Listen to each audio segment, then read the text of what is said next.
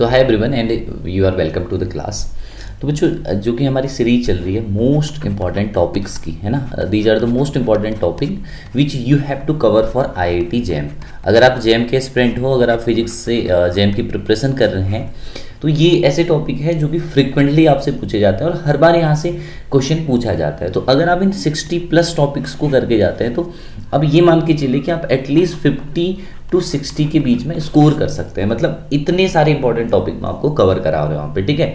तो मैं कोशिश करता हूँ कि बहुत सारी चीज़ें आपके लिए यहाँ पे अवेलेबल हो।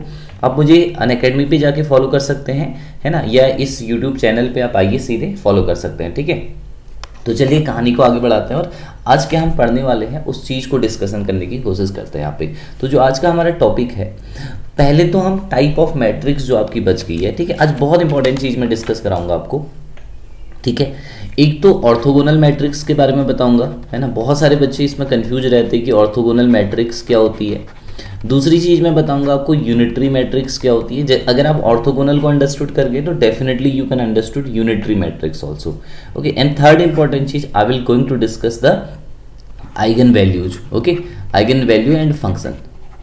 सो this is one of your favourite and most important topic, eigen value and eigen function, क्योंकि एक क्वेश्चन आपको यहाँ से श्योरिटी के साथ मिलने वाला है, ठीक है। This lecture is important for all the student who are preparing for JAM, who are preparing for GATE, है ना, those who are preparing for NET, है ना, TFR के लिए जो प्रिपरेशन कर रहे हैं, जेस्ट के लिए प्रिपरेशन कर रहे हैं। This is very very important for all of you. तो सर अगर हम सबसे पहले बात करें, जैसे कि मैंने आपको डिस्कशन कराया कि if I talk about the orthogonal matrix, है ना, तो ऑर्थोगोनल मैट्रिक्स क्या होती है। अगर आपके पास A is N E square matrix, मान लीजिए A क्या है आपके पास, A इज एनी, ठीक है, बहुत ध्यान समझिएगा, A is N E square matrix, okay, you having A is a square matrix. समझ में आई बात आपको। तो A अगर स्क्वायर मैट्रिक्स है तो अगर A ट्रांसपोज करने के बाद, ठीक है, यानी कि हमने क्या किया, A इंटू A ट्रांसपोज किया और A इंटू A ट्रांसपोज करने के बाद अगर I मिल जाए आपको, है ना, यानी कि एक यूनिटरी मैट्रिक्स मिल जाए। ए कोई मैट्रिक्स रही होगी, you understanding this, square matrix है, तो इसको हम क्या कहते हैं, सेल्फ ट्रांसपोज भी कहते हैं, सेल्फ ट्रांसपोज, है ना, सेल्फ इनवर्स। इसका जो ट्रांसपोज है, मतलब सी इसका जो ट्रांसपोज है, सेल्फ ट्रांसपोज नहीं, इसका जो ट्रांसपोज है वो इनवर्स के इक्वल है। मतलब ये एक ऐसी मैट्रिक्स है जिसका ट्रांसपोज करेंगे तो ए इनवर्स मिलेगा आपको। You understanding, because you know that the property set कि ए इनवर्स इक्वल टू कितना होता है, आई होता है, ठीक है सर। अगर आप A इंटू ए इनवर्स करते हैं तो हमें क्या मिलता है, I मिलता है। तो इसलिए ये मैट्रिक्स क्या कहलाती है आपकी, ऑर्थोगोनल मैट्रिक्स कहलाती है। यानी कि A इनवर्स, यानी कि A ट्रांसपोज करके आपको अगर I मिले किसी मैट्रिक्स में, अगर इस प्रॉपर्टी को अगर आपकी कोई मैट्रिक्स सेटिस्फाई कर रही है, that is called orthogonal matrix. कुछ कैरेक्टरिस्टिक होती है, जैसे इसका मॉड जो होता है, ठीक है। अगर आप इसका डिटर्मिनेंट फाइंड करो तो determinant of a unitary matrix is always +1 और आइदर -1, ठीक है। Determinant of orthogonal matrix of mod +1 और -1, इसका मतलब +1 आएगा मॉड अगर निकालेंगे तो। डिटर्मिनेंट जो निकालेंगे तो ये कितना आ जाएगा इसका, आइदर +1 और either -1। I hope you getting this point. तो this is very important for you to understood कि what is orthogonal matrix, how it behave, what is properties, क्योंकि ये सारी चीज़ें सीख के ही आप आगे को जो क्वेश्चन है उनको डील कर पाएंगे, ठीक है। दूसरी खास बात क्या है कि यही कि सर ए ट्रांसपोज करने पे ए ट्रांसपोज जो है ए इनवर्स के इक्वल आ रहा होता है हमेशा। ए ट्रांसपोज करेंगे तो किसके बराबर आएगा, इनवर्स के बराबर, है ना। बेसिक से अंडरस्टूड कीजिए। तो मान लीजिए आपके पास कोई मैट्रिक्स है cos theta sin theta, you just understood this, -sin theta cos theta. तो मैंने कहा कि एक स्क्वायर मैट्रिक्स है, you see it is a square matrix. तो और ये ऑर्थोगोनल भी है ना। ये किस नेचर को आपको प्रूफ कर रही है, ऑर्थोगोनल। आप करके देखिए तो यूनिटरी मैट्रिक्स मिलेगी। तो each row and each column, है ना, is a normalize unit vector. Each row, you can say each row and each column, है ना, of orthogonal matrix is normalized unit vector, normalized, ठीक है, unit vector, okay sir. Normalize unit vector होता है, मतलब एक पर्टिकुलर रो करो, ठीक है। नॉर्मलाइज यूनिट वेक्टर का मतलब साई, है ना, bra vector of psi into ket vector of psi किसके बराबर आएगा, 1 के बराबर आएगा, ठीक है। तो मगर अगर ऐसा करके देखूं कि cos थीटा sin थीटा, है ना, और इसी को cos थीटा साइन थीटा से मल्टीप्लाई करूं तो you get I think 1, you get 1 unity आपको मिलेगा यहाँ पे, ठीक है। क्लियर है बात समझ में? तो ये चीज़ें आपको धीरे धीरे से ध्यान रखनी होती है। ये प्रॉपर्टीज से ही मैक्सिमम टाइम क्वेश्चन पूछा जाता है आपको। जब भी आप जेम की प्रिपरेशन करें तो ध्यान रखिए, मैट्रिक्स के अंदर अगर आप मैट्रिक्स में अच्छा स्कोर करना चाह रहे हैं तो you need to remember that कि आपको प्रॉपर्टीज पे खास ध्यान देना है, ठीक है सर। फिर प्रॉपर्टी आती है कि A and B are orthogonal, है ना। अगर ए और बी ऑर्थोगोनल है तो A B and B A जो होगा, A B and B A also orthogonal. A B और बी ए भी अपने आप में क्या मैट्रिक्स होंगे? ऑर्थोगोनल मैट्रिक्स होंगे। तो this is again a very very important property for all of you. इस प्रॉपर्टी को भी अगर आप ध्यान रखेंगे तो आई होप ज़्यादा फायदा होगा आपको एग्जाम में, है ना, क्योंकि इस प्रॉपर्टी से कभी कभी क्वेश्चन आ जाता है मेरे बच्चों। ठीक है, जो सेकंड टाइप की मैंने मैट्रिक्स आपको डिस्कस करी थी, इससे पहले वाला लेक्चर भी देख लो। मैट्रिक्स जो है तीसरा एंड फाइनल पार्ट है मैट्रिक्स का। अगर आपने ये तीनों पार्ट मैट्रिक्स के देख लिए तो जो आपके गेट है, जैम है ना, या जेस्ट है, ये पेपर पूरे कवर हो जाएंगे मैट्रिक्स के, क्योंकि इससे बाहर आपने कभी क्वेश्चन यहाँ पे देखोगे नहीं मैट्रिक्स से। यूनिटरी मैट्रिक्स होती है अगली। कौन सी मैट्रिक्स होती है? Unitary matrix. तो वही सेम खास बातें होती है, वही सेम प्रॉपर्टी होती है जो कि ऑर्थोगोनल की होती है। बस इसमें अंतर क्या होता है कि ए स्क्वायर मैट्रिक्स होनी चाहिए और ए इंटू ए डैगर जो है, यानी कि ट्रांसपोज कॉन्जुगेट। डैगर का मतलब अगर आपको नहीं पता है तो आप प्रीवियस लेक्चर में देख सकते हैं। A into A dagger must be equal to I, है ना। तो अगर कोई मैट्रिक्स ए जो है ना सर, इस प्रॉपर्टी को भी सेटिस्फाई कर रही है कि आपने ए इंटू ए डैगर करने पे आपको क्या मिल जाए? आई मिल जाए, तो this is called your unitary matrix. I hope you understanding this, every one of you understanding this. कुछ भी नहीं है इसमें, बस बेसिक्स ध्यान रखिएगा तो आपको हमेशा फायदा होगा, ठीक है। बेसिक्स के ऊपर ही हमेशा क्वेश्चन आए हैं मैट्रिक्स से। Most of the time you need to remember the properties. जो प्रॉपर्टी याद रखेगा वही डेफिनेटली एग्जाम में क्वेश्चन कर पाएगा। यूनिटरी मैट्रिक्स उन सारी बातों को सेटिस्फाई करता है जो मैंने यहाँ पे लिखी है। जितनी भी बातें यहाँ पे लिखी गई है ये सब यूनिटरी मैट्रिक्स फॉलो करेगा। Okay sir. फिर बात आती है हमारी सबसे इंपॉर्टेंट टॉपिक की। अगर आप इसको मोस्ट इंपॉर्टेंट टॉपिक की कैटेगरी में डालें तो यहाँ पे कोई दिक्कत नहीं है। This is called eigen value, है ना। This is called eigen value and eigen function, है ना। इसका खासा इंपॉर्टेंट रोल है यहाँ पे eigen function. Okay, eigen value and eigen function. See what is eigen values, what is eigen function. ध्यान से समझिएगा क्या मैं यहाँ पे बताने वाला हूँ आपको आइगन वैल्यू और आइगन फंक्शन के बारे में, है ना। एक बार समझिए इस बात को कि what is eigen value and eigen function. अगर आपके पास ए कोई मैट्रिक्स है और A into x equal to lambda x लिखा है आपने, ठीक है, लीनियर ट्रांसफॉर्मेशन यूज कर रहे हैं, तो आप इसको क्या लिख सकते हैं? ए माइनस लैम्डा आई, है ना, इंटू एक्स इक्वल टू 0। तो value of the non zero values of lambda, मतलब द वैल्यू ऑफ लैम्डा, है ना, जिसके करस्पॉन्डिंग इस इक्वेशन का, है ना, value of lambda, you can say value of lambda, है ना, value of lambda for which this equation a minus lambda X equal to 0, for which the above equation, okay, above equation has non zero solution. तो आप lambda को क्या कहते हैं? इस matrix की आइगन वैल्यू कहते हैं, ठीक है। And the function corresponding to the lambda, जो इसको सॉल्व करके जो x जो फंक्शन है आपका, दिस इज फंक्शन ओनली, तो okay? तो जो x आएगा this is called eigenfunction, है ना। ये x जो इसके साथ है ना, तो ये इसका क्या है? फंक्शन ही तो है। तो हर एक corresponding to each eigenvalue, ध्यान समझिएगा, फिर से मैं बताना चाह रहा हूं आपको, करस्पॉन्डिंग टू भैया each eigen value you having a fix function, जिसको आप किस नाम से जानते हैं? आइगन फंक्शंस के नाम से जानते हैं। तो अगर आपको कोई भी मैट्रिक्स दी है, जैसे मान लीजिए एक जनरल मैट्रिक्स दी है 1 2 4 -6, ये एक जनरल मैट्रिक्स है। पहले मैं बाय मेथड आपको सॉल्व कराता हूं। तो अगर आप इसको, ठीक है, और क्वेश्चन कह रहे हैं आपसे कि सर इसकी फाइंड आइगन वैल्यूज, ना, मतलब आइगन वैल्यूज का क्या मतलब है? फिर से एक बार मैं कोशिश करता हूं दूसरे वे में समझाने की। जैसे आपके पास एक हर्मिशियन ऑपरेटर है, ठीक है, हैमिल्टोनियन मान लीजिए इसको, हैमिल्टोनियन ऑपरेटर है, इसको किसी वेव फंक्शन पे ऑपरेट कराया, तो ये ऑपरेटर है आपके पास, ठीक है साहब। ये क्या है? ये आपके पास फंक्शन है। तो ऑपरेटर को फंक्शन पे ऑपरेट कराएंगे तो obviously you get the eigen value. तो आपको इसके करस्पॉन्डिंग क्या मिल गई? एनर्जी आइगन वैल्यू मिल गई, एनर्जी आइगन वैल्यू। ये तो आपका जो ऑपरेटर है, मतलब, है ना, मैट्रिक्स जो है यहाँ पे किसका काम कर रही है? ऑपरेटर का, और आपके फंक्शन से उसकी आइगन वैल्यूज एक्सट्रैक्ट करके आपको दे रही है। तो ये बात समझ में आ पा रही होगी। तो हमने क्या किया, a माइनस लैम्डा आई करेंगे बराबर 0 रख देंगे, यानी कि 1 minus lambda 2 4 minus 6 minus lambda, तो यहाँ पे x लिख देंगे, ठीक है, इक्वल टू 0।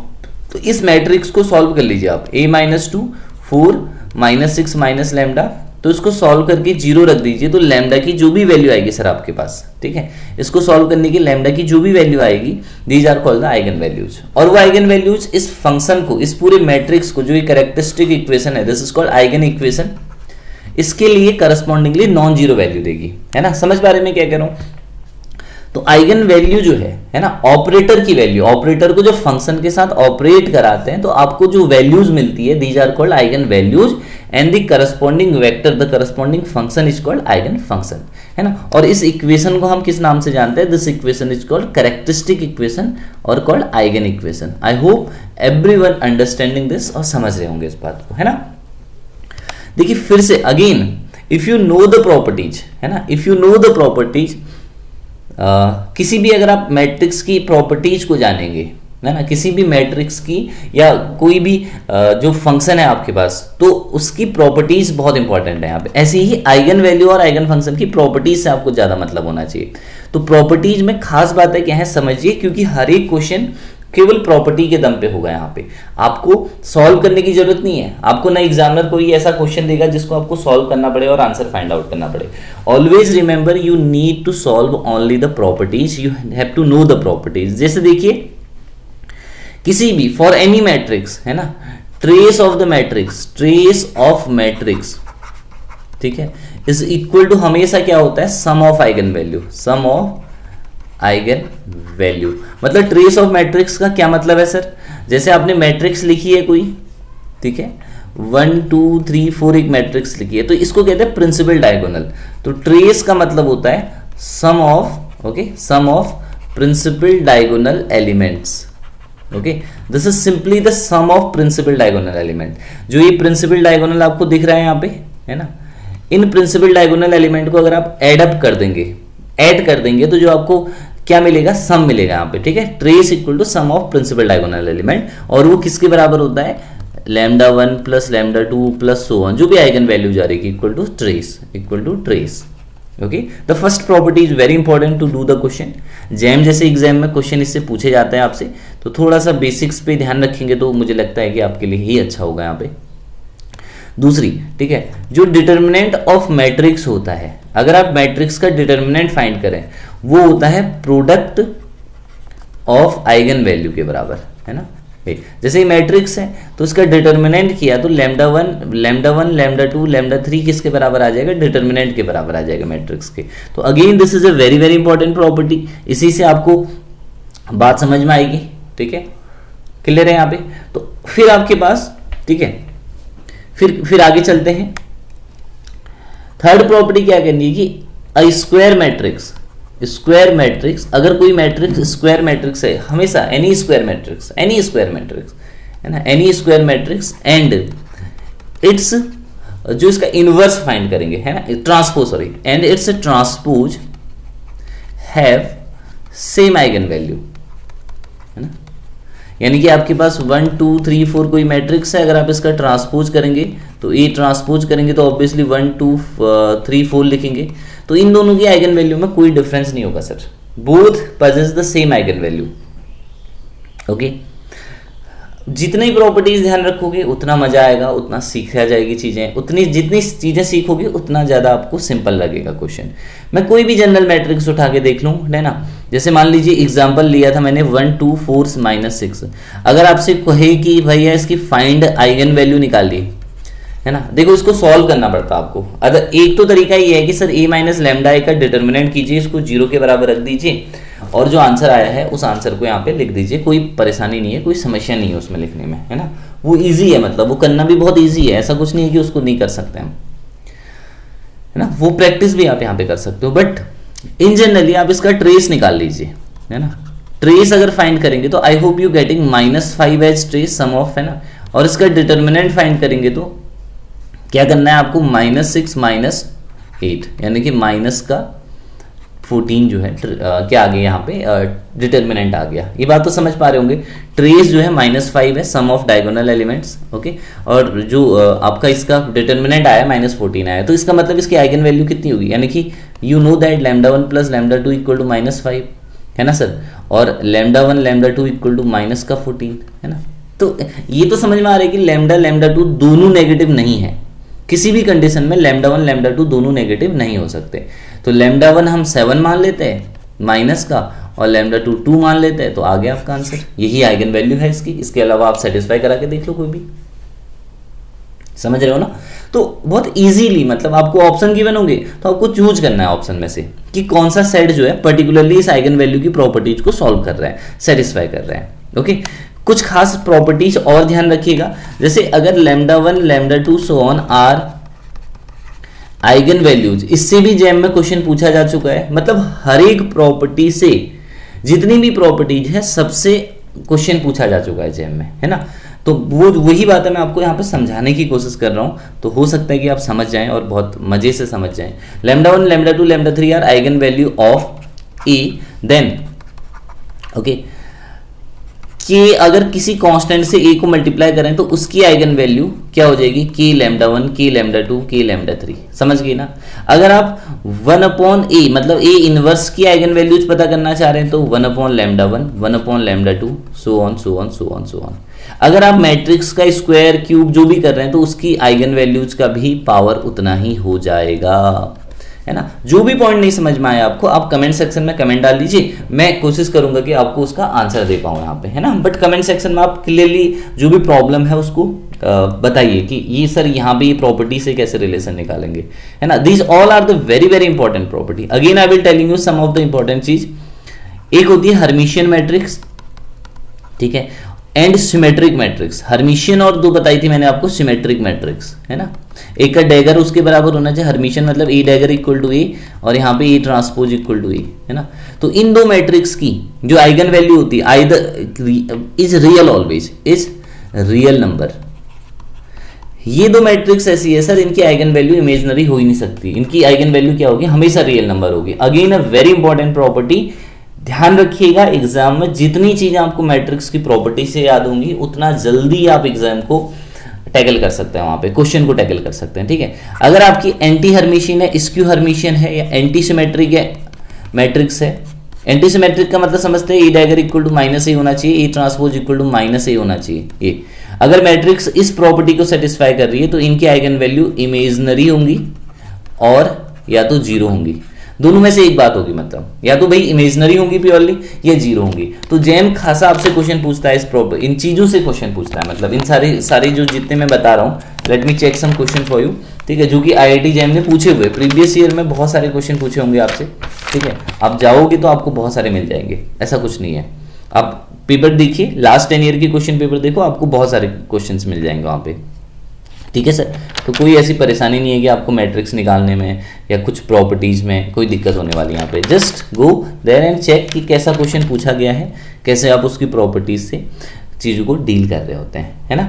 तो ये सारी प्रॉपर्टीज ध्यान रखिएगा। आइगन वैल्यू आइगन मैट्रिक्स से रिसेंट ईयर में काफ़ी क्वेश्चन पूछ रहा है आपसे जेम में, ठीक है। जैसे मैं एक दो क्वेश्चन अगर आपको समझाऊँ, जैसे मान लीजिए आपको एक मैट्रिक्स दी है ए इक्वल टू, ठीक है, सारे एलिमेंट ये दे रखे हैं 1 1 1 1 1 1 1 1 1, ये भी एक स्पेशल टाइप की मैट्रिक्स है। फाइंड क्वेश्चन कह रहे हैं फाइंड आइगन वैल्यू, सर इसकी आइगन वैल्यू बताइए कितनी होगी, ठीक है। तो ये 3x3 की मैट्रिक्स है, तो अगर कोई 3x3 की मैट्रिक्स है ना, समझिएगा मेरी बात को। अगर कोई आपके पास 3x3 की मैट्रिक्स और उसके सारे एलिमेंट क्या है, सेम है, तो इसकी जो आइगन वैल्यू होती है n जिस भी ऑर्डर का ये मैट्रिक्स है इंटू 0,0 है ना, और बाकी सब जीरो होती है, यानी कि 3 का है तो 3,0,0 इसकी आइगन वैल्यू हो गई। देखो अगेन वेरी इंपॉर्टेंट प्रॉपर्टी ना, आया नहीं प्रॉपर्टी से समझ में क्वेश्चन कि सारे एलिमेंट अगर सेम है किसी मैट्रिक्स के तो उसकी जो आइगन वैल्यू होंगी वो उसका ऑर्डर और बाकी सब जीरो हो जाएंगी। Again a very important property, kindly remember this. ये क्वेश्चन फिर से नेट में पूछा गया था, जैसे आपको 1 2 3 4, ठीक है, 2 4 6 है ना, 3 6 9 एक मैट्रिक्स दे रखी है, देखिए स्क्वायर मैट्रिक्स है। इसकी जो दूसरी रो और तीसरी रो है पहली रो का मल्टीपल है है ना, पहली रो से मल्टीप्लाई। तो अगर कोई मैट्रिक्स ऐसी है कि जिसमें एक रो या एक पर्टिकुलर कॉलम से बाकी रोज या कॉलम पता की जा सकती है, बनाई जा सकती है ना, तो ऐसे मैट्रिक्स की जो आइगन वैल्यू होती है, सिंपली इसकी जो आइगन वैल्यू होती है वो ट्रेस और बाकी सब 0 0 होती है। तो इसका ट्रेस कितना है, 5 और ये 14 0,0,0। तो I hope you enjoying this one, है ना। ये सब कुछ पढ़िए आप ध्यान से, जितने मैं टॉपिक्स आपको समझा रहा हूं, these are most important topic. Practice देखिए, प्रैक्टिस आप जितना करेंगे वो आप पे डिपेंड करता है, ठीक है। प्रैक्टिस आप जितना करेंगे डिपेंड ऑन यू, बट है ना, पढ़ने के लिए ध्यान रखिएगा, पढ़ने के लिए समझने की कोशिश कीजिएगा। पढ़िए जब तो समझ के चीजों को जानने की कोशिश कीजिए, है ना, तब आपको इंटरेस्ट आएगा, तब आप उसको फॉर्मुलेट कर पाएंगे क्वेश्चन के अंदर। सो this is all about matrix. Vector में पहले ही कंप्लीट करा चुका हूं, अब मैं डिफरेंशियल इक्वेशन स्टार्ट करूंगा, तो धीरे धीरे प्रोसेस होंगी, है ना। जैम तक डेफिनेटली हम most of the important topic cover कर चुके हैं। तो लाइक कीजिए, इसको शेयर कीजिए, और अगर आप फॉलो करना चाह रहे हैं तो अनअकैडमी पे जाके मुझे फॉलो भी कर सकते हैं वहां पे, ठीक है। चलिए टाटा बाय।